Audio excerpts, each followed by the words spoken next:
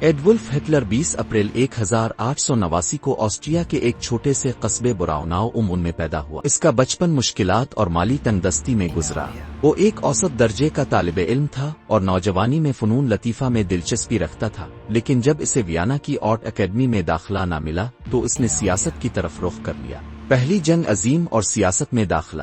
Hitler نے پہلی جنگ عظیم میں جرمن فوج میں شمولیت اختیار کی اور بہادری کے لیے آئرن کراس ایوارڈ حاصل کیا۔ جنگ کے بعد وہ میونخ چلا گیا، جہاں اس نے 1919 میں ایک چھوٹی سیاسی جماعت جرمن ورکرز پارٹی میں شمولیت اختیار کی۔ جلد ہی وہ اس جماعت کا سربراہ بن گیا اور اسے national socialist German workers party Nazi party میں تبدیل کر اقتدار کا عروج۔ 1923 میں ہٹلر نے بیئر ہال پاٹش کے نام سے ایک ناکام بغاوت کی، جس کے نتیجے میں اسے جیل بھیج دیا گیا۔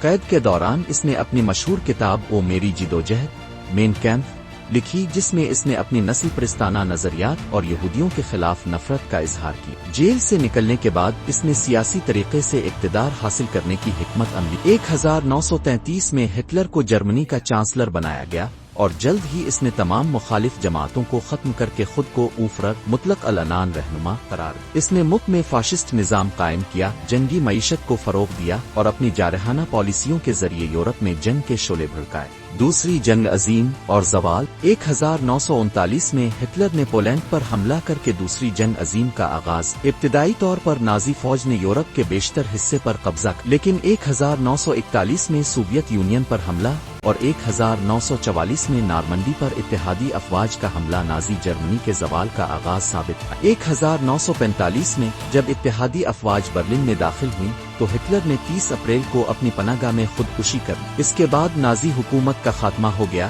اور جرمنی کو اتحادیوں نے تقسیم کر نتیجہ ہٹلر کی آمریت نے دنیا کو تباہی اور جنگ میں دھکیل دیا۔